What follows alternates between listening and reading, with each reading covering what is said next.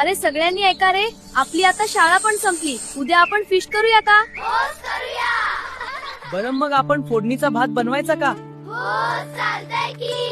प्रत्येकाने घरातून 1 चमचा तेल, 1 चमचा लाल चटणी, 1 वाटी तांदूळ, थोडासा लसूण, 1 बटाटा, कांदा आणायचा. मोठा बगुला कोण आणणार? मी आणते, माझ्या घरी आहे. पण हा फोडणीचा भात बनवणार कोण? आपल्याला तर येत नाही रे.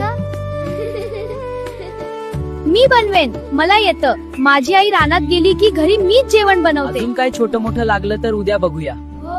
ठीक आहे. अजून ऐका रे, उद्या सकाळी 9 वाजता आपण इथेच जमूया. हो ठीक आहे. अरे उशीर करू नकोस बरं का? सगळं सामान आणायला विसरू नका.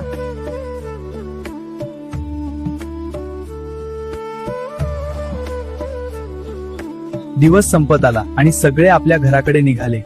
मनात मात्र उद्याच्या फिस्टची गोड उत्सुकता होती. आई, उद्या आम्ही सगळे मिळून फिस्ट करणार आहोत. मी तांदूळ, थोडं तेल, बटाटा, कांदा, लसूण आणायचं ठरवलंय.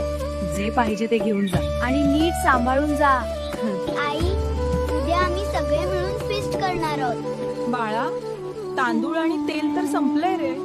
घरात बाकीचं जे काही आहे ना, तेही खूप थोडं आहे. त्यातलंच थोडंसं घेऊन जा. हो आई. आई, उद्या आम्ही सगळे मिळून फिस्ट करणार आहोत. काही फिस्ट बिस्ट नाही करायची. घरातली कामं कर आधी. हो आई, सगळे उद्या फिस्ट करणार. माझ्याकडे काहीच नाही, मी कशी जाऊ? कधी कधी परिस्थिती आपल्याला थांबवते.